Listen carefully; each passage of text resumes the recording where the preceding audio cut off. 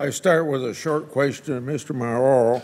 When Mexican officials working with the United States seize precursor chemicals, what evidence, if any, does the Mexican government give the United States showing that the seized precursor chemicals were actually destroyed?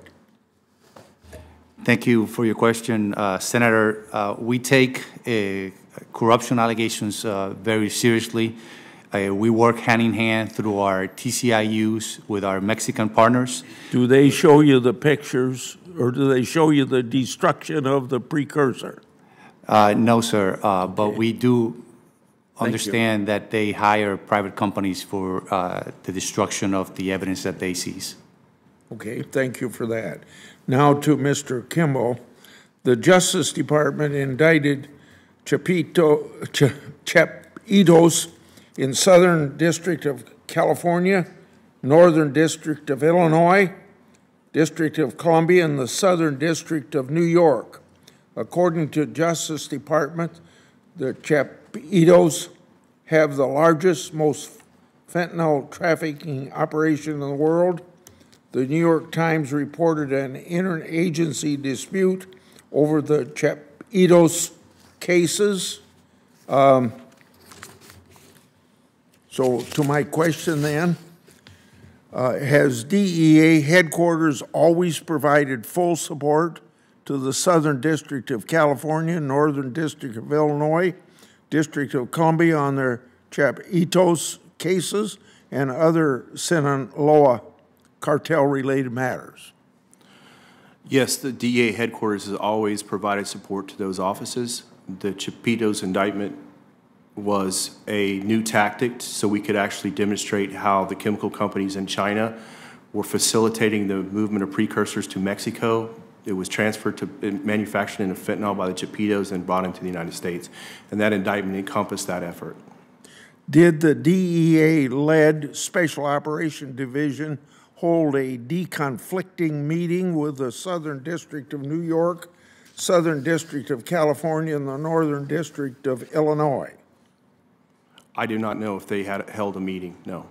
Okay. Now, Ms. Nardi, in September, I released a report on foreign operations in Mexico.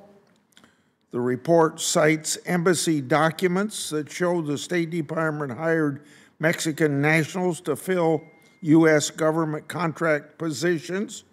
What steps does the State Department take to vet foreign nationals that it hires?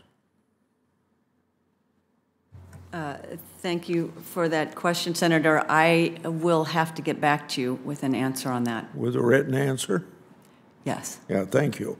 If the State Department receives information that one of its foreign nationals hires may be committing crimes, what steps does the State Department take to protect U.S. interest?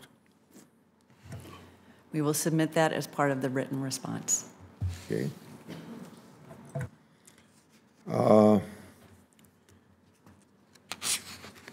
Ms. Nardi, for you, in July, the Washington Street Journal reported, quote, the Biden administration is discussing lifting sanctions on a Chinese police forensics institute suspected of participating in human rights abuses in a bid to secure Beijing's renewed cooperation in fighting fentanyl, end of quote.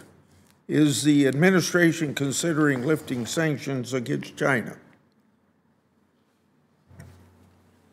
That is above my pay grade, but what I can tell you, it's the Institute of Forensic Science, which is attached to the Police Institute, which you are speaking of. They are two separate entities, but they are attached together, and that is the one that the PRC is asking us to lift sanctions on. There has been no action to date to do that. Okay. If the Biden administration intends to lift sanctions against China, which you said was above your pay grade, to secure cooperation on fentanyl, would you commit to briefing members of Congress before those sanctions are lifted? Or is that something you can't answer? But I'd like to have somebody in the State Department tell me one way or the other if we can know about it. We can certainly take that back, sir. I mean, as I mentioned, the Secretary Blinken will have a meeting with his counterpart soon.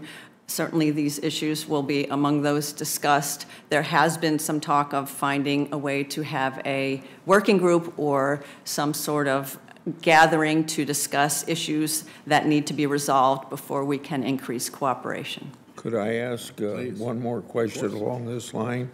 Then I'll go to you.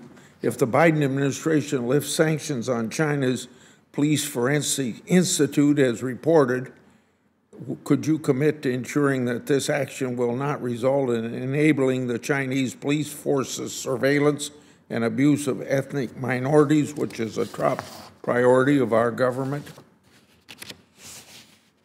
Again, Senator, we will include that in the written response. Okay, thank you.